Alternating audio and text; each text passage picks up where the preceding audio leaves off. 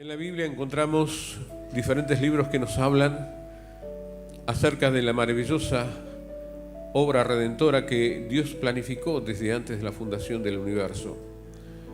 Dentro de esa obra redentora nos encontramos nosotros y tantos seres humanos que transcurrieron durante toda la historia de la humanidad, conociendo a este Dios maravilloso, donde Él se les reveló y les comenzó a comunicar esta historia preciosa, donde Él escribió la historia de la redención de la humanidad, donde nos encontramos. Hay libros que nos muestran de qué manera preciosa Él fue desarrollando este plan. Y hay libros que nos enseñan también que este plan tiene objetivo, no es solamente el hecho de que nosotros conozcamos la salvación que el Señor preparó y que es un regalo, pero que es un regalo que no se recibe de herencia, no es una herencia. Esto nos viene acompañado a través de la herencia religiosa que nosotros traemos de nuestros padres. Bueno, yo soy tal cosa porque mis padres eran tal cosa y por esa razón yo sigo y soy fiel a la creencia de mis padres. No habla de este tipo de religión. La Biblia en ningún sentido enseña esto. Nos hablan de un estilo de vida, de una salvación que se concreta a través de una decisión única en la vida. Una decisión que cada uno de nosotros vamos a tomar, tarde o temprano. Le demos la importancia que tiene o no se la demos.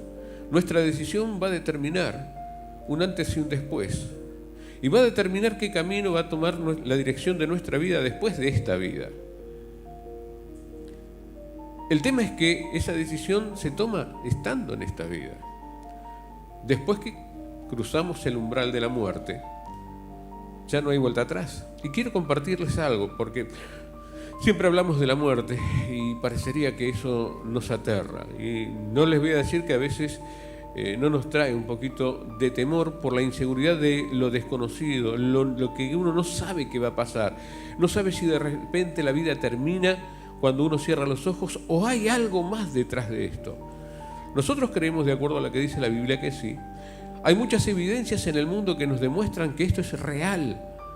Hay muchas evidencias que muestran de la existencia de un Dios creador, que por más que la filosofía humana, que por más que aquellos estudiosos que quieran demostrar a través de un aparente ateísmo que no existe nada superior más que el propio hombre, en la realidad es que el universo grita que esto no es así, grita que esto es una mentira. La propia tierra nos habla, y eso dice la Biblia, nos cuentan la gloria de Dios, y el firmamento anuncia la obra de sus manos. ¿Por qué?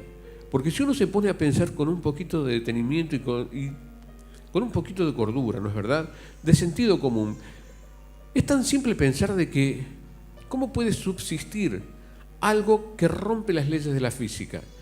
La física demuestra que todo elemento que uno construye o todo elemento que aparece está condenado a degradarse y desaparecer. Es inevitable. ¿Cómo puede ser que la Tierra no?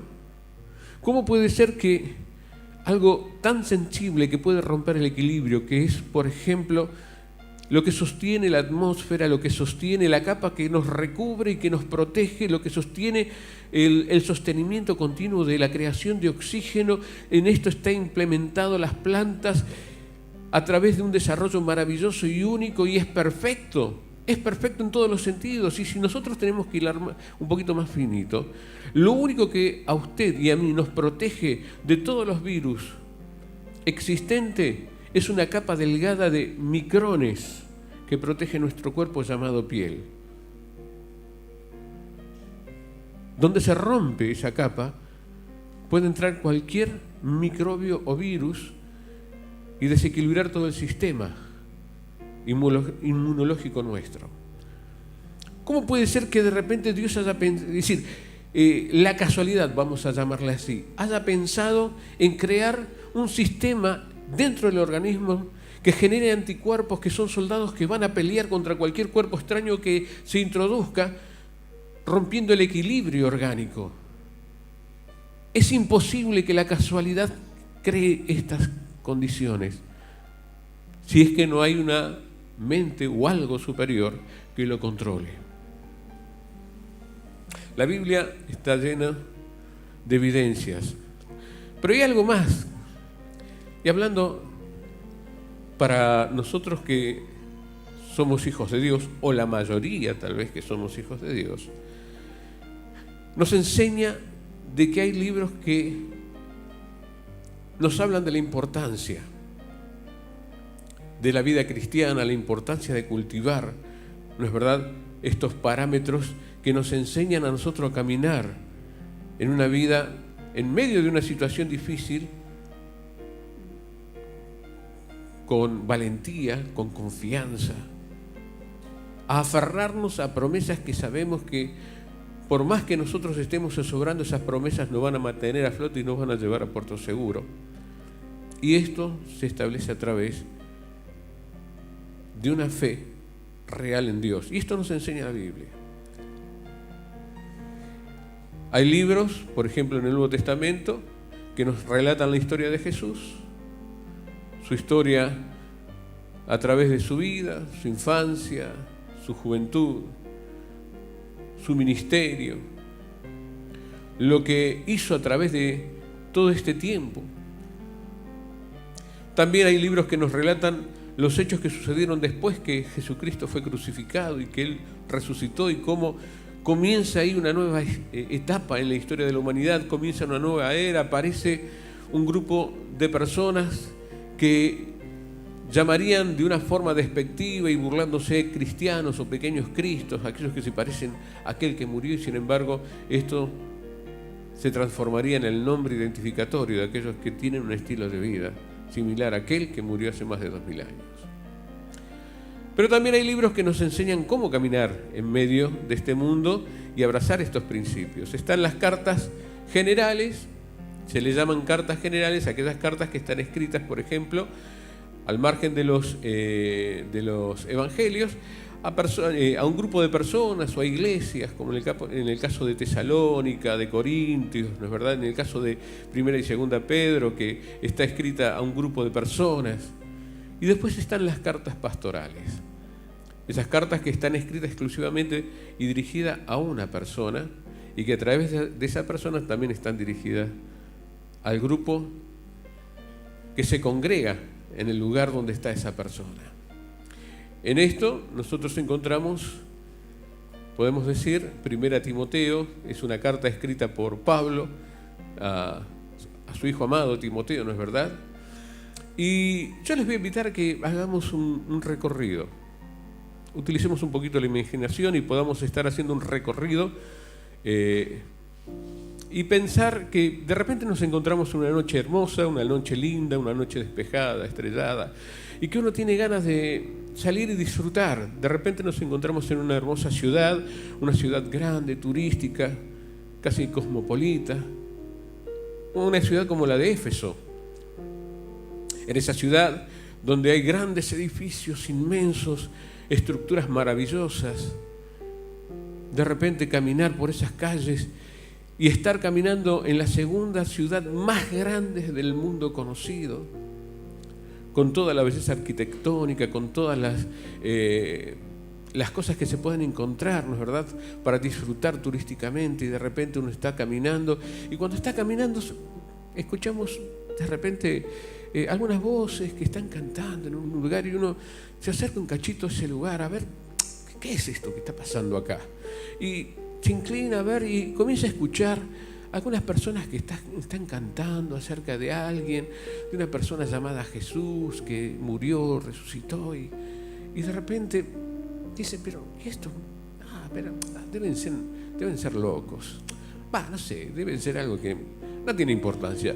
Y de repente se da vuelta y sigue caminando para disfrutar y no le da importancia. Pero sin embargo, ahí los que estaban cantando eran personas que eran parte de la iglesia de Éfeso, una iglesia fundada por el apóstol Pablo en su primer viaje, ¿no es verdad? Y que de repente, para ellos tal vez no le importaba mucho, pero no le dieron la importancia necesaria. Sin embargo, lo triste del caso, porque por ahí pensaban, decir, el hecho de la vida, las preocupaciones, es decir, los objetivos, las maravillas que uno quiere de repente alcanzar en la vida, son mucho más importantes que escuchar a algunas personas ahí cantando que no tiene mucho sentido. Sin embargo, estaban equivocados, porque ahí estaba lo más importante que todo Éfeso, más importante que todo aquello que de repente se encontraba en Éfeso, como el panteón, el templo más grande del mundo, ¿no es verdad?, donde estaba dedicado a una diosa y con toda la arquitectónica y todas las maravillas. Ahí había un grupo y eso era lo más importante de esa ciudad.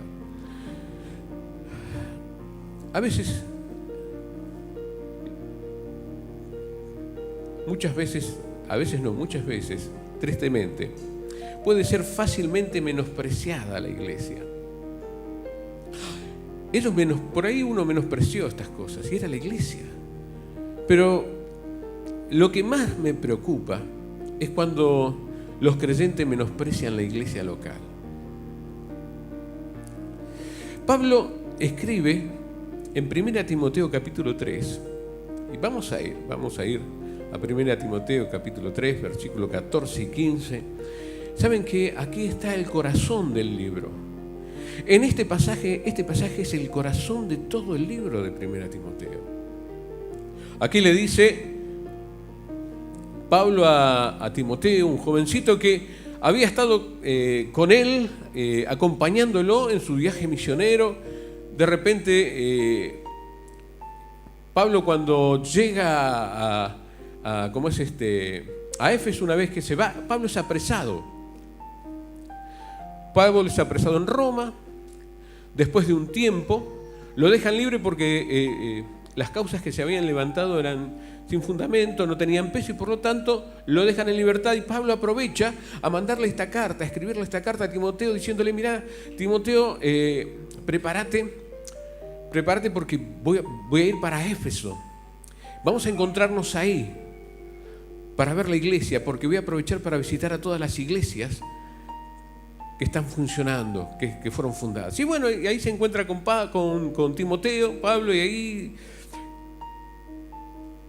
le comienza a decir, una vez que ve Pablo la iglesia, ve que de repente las cosas más o menos estaban encaminadas, porque no significaba que la iglesia no tuviera problemas, tenía bastantes problemas. Uno dice, bueno, pero la iglesia, uno hace mención a la iglesia primitiva de los primeros comienzos y uno idealiza, ¿no es verdad? No, ahí seguramente no habría problemas. No, había muchos problemas, muchísimos problemas, y más en esta iglesia, porque en esta iglesia de repente cuando llega Pablo se encontró con un problema gravísimo, con varios problemas, entre ellos falsos maestros que estaban enseñando cosas que no tenían nada que ver con la doctrina bíblica, que no tenían nada que ver con la verdad bíblica, y Pablo los tiene que confrontar, y una vez que los confronta y los echa, le dice a Timoteo: mira, Timoteo, yo necesito que te quedes aquí.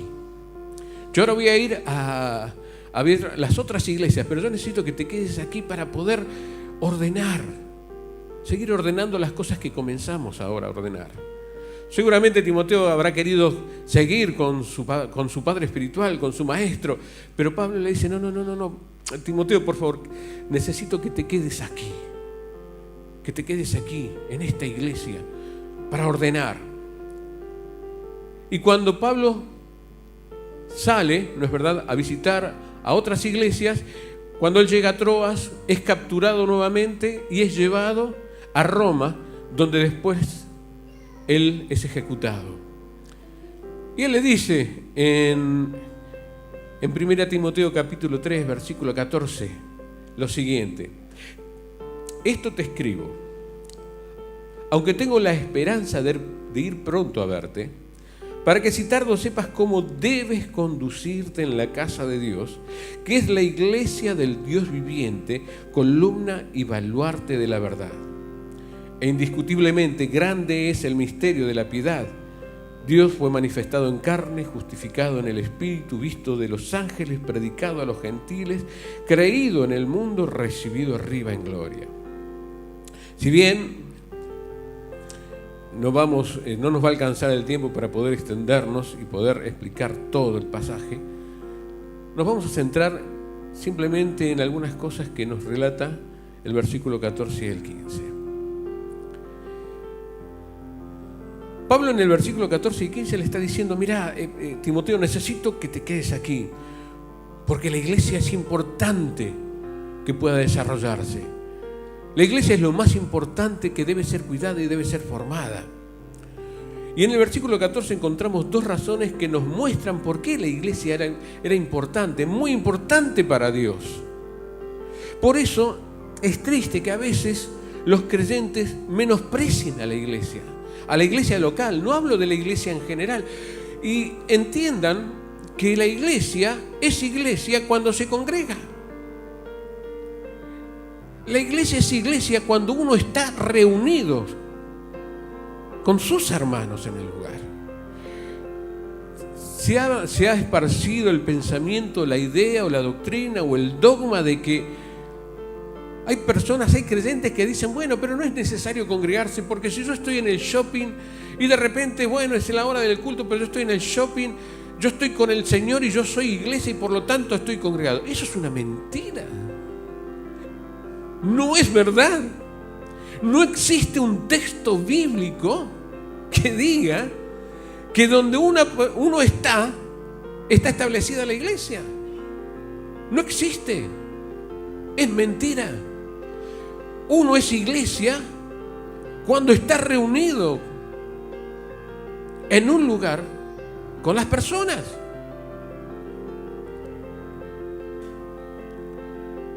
Dos razones que nos muestran por qué la iglesia era importante para Dios. Lo primero, y es lo que vamos a ver hoy, está en el versículo 15. Vamos a leer nuevamente el versículo 14. Esto te escribo, aunque tengo la esperanza de ir pronto a verte, para que si tardo, sepas cómo debes conducirte en la casa de Dios. Sepas cómo debes conducirte en la casa de Dios, que es la iglesia del Dios viviente. ¡Wow! Columna y baluarte de la verdad. Dice que para Dios es importante porque es la identidad de Él en este mundo. Y lo que quiero hablar un poquito en esta mañana, rápidamente, es sobre la identidad de la iglesia. Uno no es parte no es iglesia porque está bajo el simple hecho de saber de que porque su vida ha sido rescatada por Cristo, porque uno le ha entregado su corazón, porque uno ha abierto su corazón y le ha recibido por Salvador, y eso nos ingresó a la familia. Por ese simple hecho no me transforma en iglesia. La iglesia, cuando vemos aquí en el versículo 15 que le dice, para que si tardo sepas cómo debes conducirte en la casa de Dios. Cuando dice aquí casa, no se está refiriendo, como muchísimas veces podemos llegar a interpretar, en el templo, las paredes que nos rodean. No está hablando de ese concepto.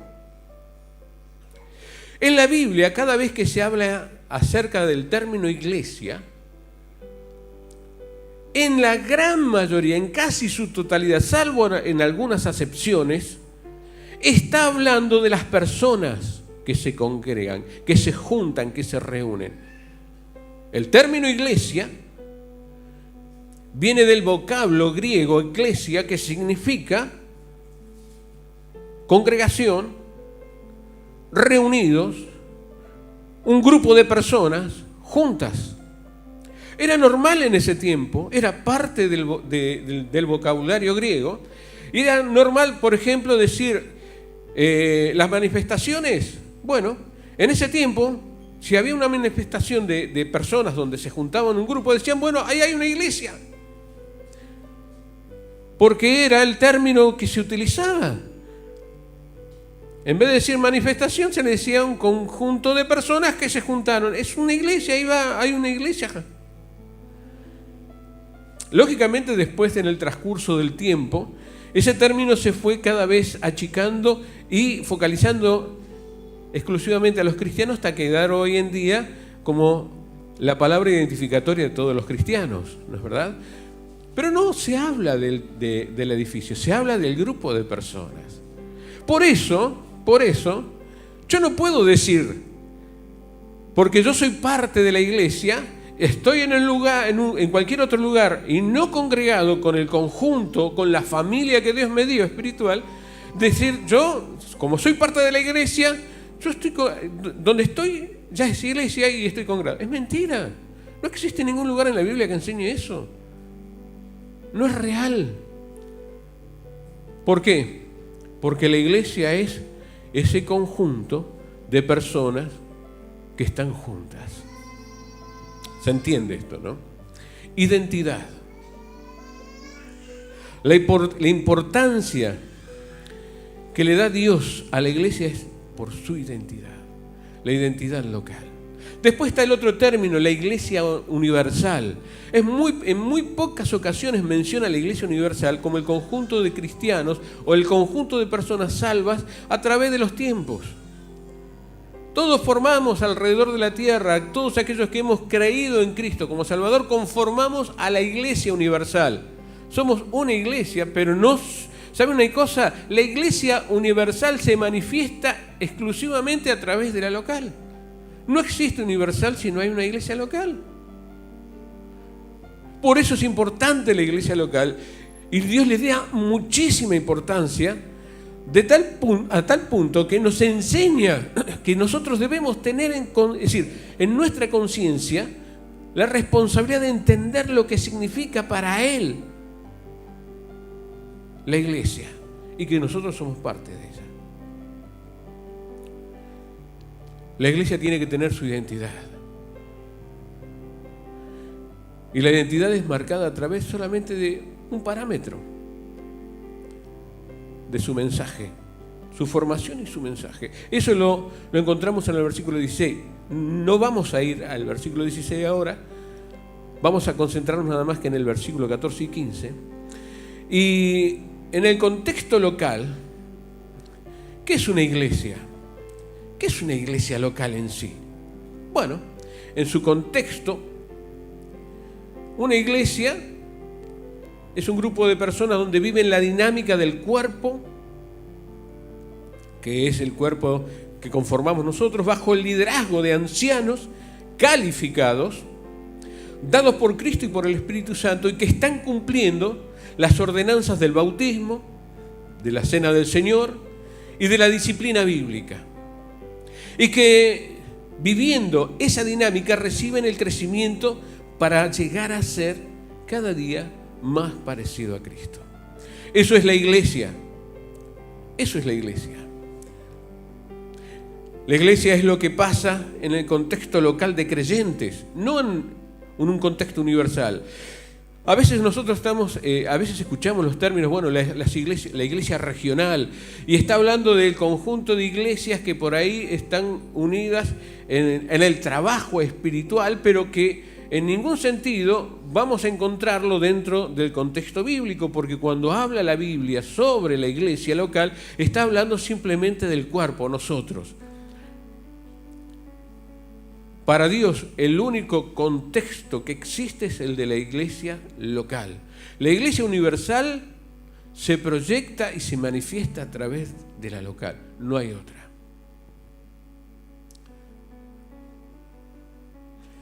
La iglesia de Cristo no se maneja de acuerdo al antojo de sus líderes. ¿No? Los líderes de la iglesia representan la autoridad de Cristo sobre la iglesia y ellos están obligados a vivir de acuerdo a los parámetros bíblicos. Eso lo encontramos en Primera Timoteo, en el versículo 1 del capítulo 3, donde él marca cuáles son los órdenes establecidos y los requisitos para vivir ordenadamente dentro de la casa de Dios. ¿Cómo conducirse dentro de la casa de Dios? Dice palabra fiel, si algún anhelo obispado buena obra desea, pero es necesario que el obispo sea irreprensible.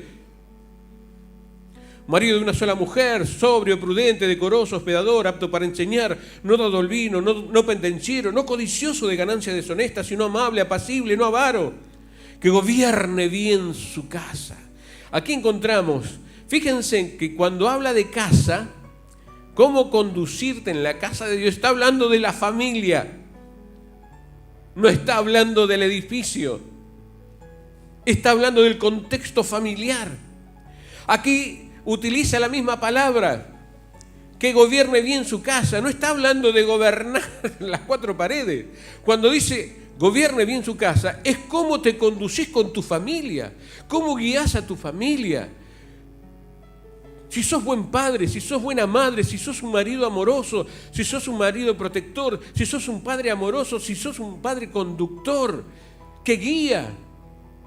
Si sos una madre amorosa, una madre que está constantemente criando y velando por la vida de sus hijos, por la vida de su marido y por la vida de su familia. Gobernar bien la casa no está hablando de tener un látigo, que en esto se confunden muchos. Yo soy la cabeza y vos me tenés que hacer caso. ¿Dónde encontramos eso en la Biblia? Eso no lo habla. Habla de un ordenamiento. Pero para Dios somos iguales y ambos tenemos un rol que cumplir. Por eso le dice a Timoteo que debe estar ordenando. Y para eso existen principios. Y le dice: Timoteo, mostrá y enseñá estos principios para que sepan cómo deben conducirse en la casa de Dios. Y para que eso suceda, tienen que conducirse bien dentro de sus hogares.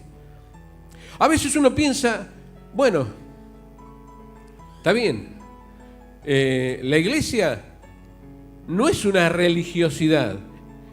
La iglesia no nos habla de un lugar donde uno viene simplemente a escuchar y después irse. La iglesia no es solamente actividad, ¿no es verdad? No es solamente reuniones, no es solamente eventos especiales. La iglesia es relación. Es relación. Significa relacionarse. Y aquí tomamos el ejemplo que da a los que deben conducir la casa de Dios. A los diáconos, a los obispos, a los ancianos. Y le dicen como principio que deben ser ejemplos en cómo conducen su casa. Y hay parámetros para esto. No es ni el machismo ni el feminismo. Es simplemente el amor, la vara conductora para guiar en orden un hogar. Si yo soy amoroso con mi esposa, voy a ser amoroso con mis hermanos. Y a veces uno dice, bueno, sí, está bien, la iglesia somos una familia, bárbaro, está bien, somos una familia, es una realidad, pero ¿saben una cosa? Es decir, primero está mi familia. Es decir, yo tengo hijos, tengo esposa, tengo padres, yo por mis hijos voy a dar mi vida, pero no por eso voy a dar la vida por algún hermano. Yo soy capaz de vender mi casa para pagarle la operación a mi mamá, pero yo no voy a vender mi casa para pagarle una operación a algún hermano. Porque primero está mi hogar. Porque eso me lo dice la Biblia. Es totalmente equivocado el concepto. No lo enseña la Biblia de esa manera. Y te voy a decir por qué. Cuando nosotros vamos al Génesis, vamos a encontrar de que primero Dios pensó, en todo el plan de redención, Dios pensó primero en su iglesia, en la iglesia. Y para eso Dios creó a Adán y Eva y les dijo que a través de ellos, lógicamente a través de procrear y llenar la tierra, a través de ellos, Él iba a enseñarles cómo debía ser la relación que después Dios quería tener. O Dios decía que debía tener la iglesia con Él, como padre y nosotros como hijos. ¿Saben una cosa? No nació primero el hijo. Para que haya hijo tiene que haber un padre. Y encontramos a Dios, que es el Padre. A través de Jesucristo podemos llegar a ser hijos de Él. Y ¿saben una cosa? Dios no instituye primero el matrimonio. Si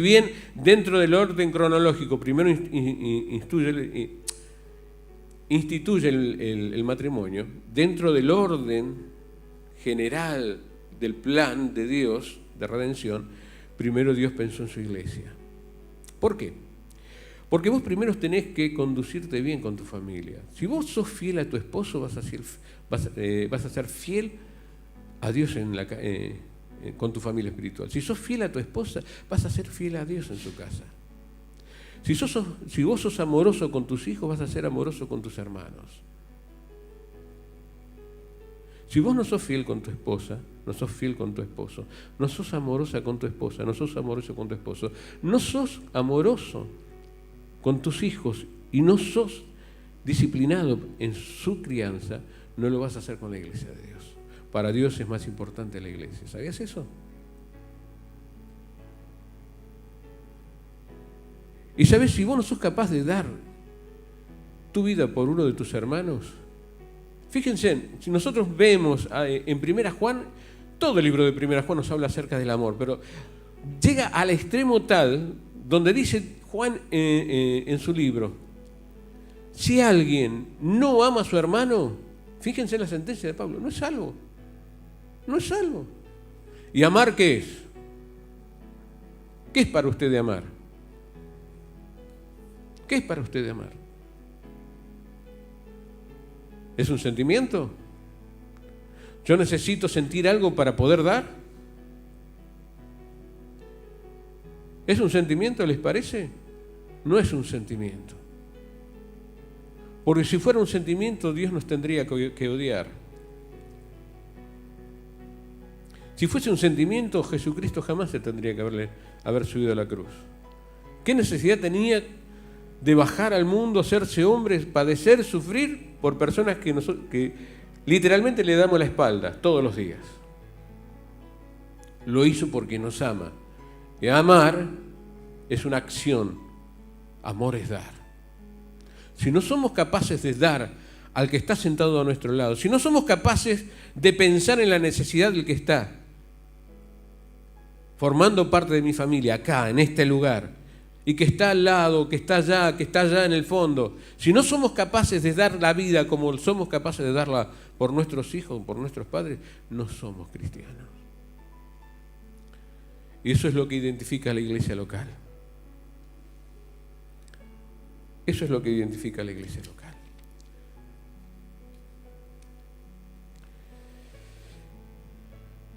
¿Qué es la iglesia?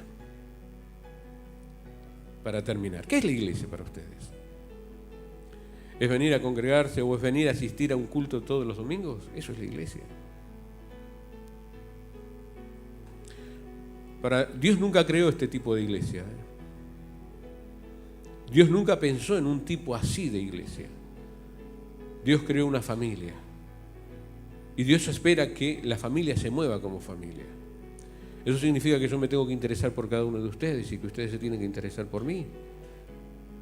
Eso significa que yo tengo que estar dispuesto hasta a vender mi casa para ustedes si es necesario. Y ustedes tienen que estar dispuestos a hacer lo mismo por el que está al lado. ¿Somos capaces?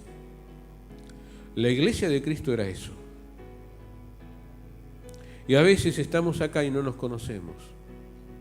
Venimos todos los domingos, por ahí algunos con un corazón dispuesto a escuchar y ser formado por Dios. Y otros por ahí venimos simplemente por una religiosidad, a escuchar para sentirnos bien y nos vamos. Para, como muchas veces decimos, cargar las pilas, como si de repente escuchar nos carga las pilas. Nos carga las pilas el hacerle caso a lo que escuchamos, no el simple hecho de escuchar. El mero hecho de escuchar no sirve. ¿Entienden? A veces, como dije al principio, la iglesia no está donde yo estoy. Donde yo estoy significa que yo soy parte de una iglesia, pero no soy la iglesia. Soy parte de la iglesia y cuando me congrego, soy la iglesia junto con todos mis hermanos. Ahora, ¿ustedes saben algo de los que están al lado?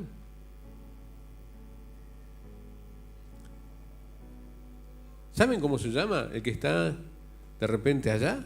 ¿O la que está allá? ¿Y los que están allá, saben cómo se llama algunos de los que están acá? ¿Saben qué necesidad tienen cada uno de ustedes? ¿Alguna vez se preocuparon por ir, preguntarle a hermano o hermana, ¿tenés alguna prueba? ¿Necesitas que ore por vos? ¿Necesitas algo? ¿En qué te puedo ser de bendición? Porque sos mi familia. Sos mi familia. Quiero que sepas que contás conmigo. Pero no palabras, ¿eh? Las palabras no sirven. Hoy las palabras no sirven de nada. Lo que sirven son los hechos. Hechos. Y si no hay hechos, todo lo demás es mentira. Jesucristo se entregó por esa iglesia. Jesucristo ama a esa iglesia, por eso se entregó. La ama, la cuida. Y para que esto sea una iglesia, uno tiene que hacer lo que Él hace. Amar a los hermanos y cuidarlos. Pablo le dijo, mira Timoteo, necesito que hagas esto, que les enseñes lo que significa realmente la iglesia local, la importancia que tiene en el corazón de Dios y en el plan de Dios la iglesia local. Que les enseñe a los hombres a ser verdaderos hombres, a ser verdaderos padres, a ser verdaderos esposos, que les enseñe les enseñes el rol de cada uno, que les enseñe a las mujeres el rol que deben tener, que el hombre debe ser cabeza, que la mujer debe ser ayuda, y que ambos nutran con su amor la familia. Eso es mi familia. Esto se tiene que manifestar en medio de ellos, en señales.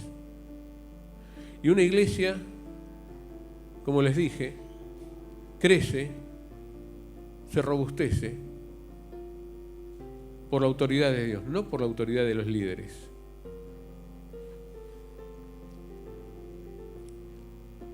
Fíjense en que acá la única autoridad que existe es esta. Yo no.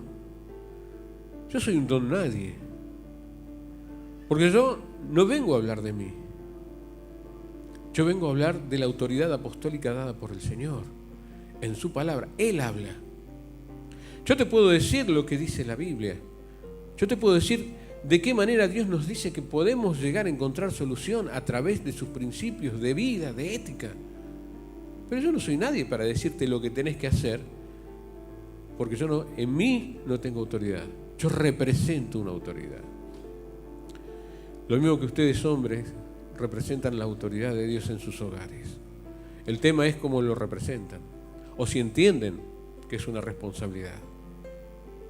Y las mujeres, vasos más frágiles, no tuvo el Señor mejor metáfora que utilizar para entender la relación y el amor que Él le tiene que el de una mujer, la esposa.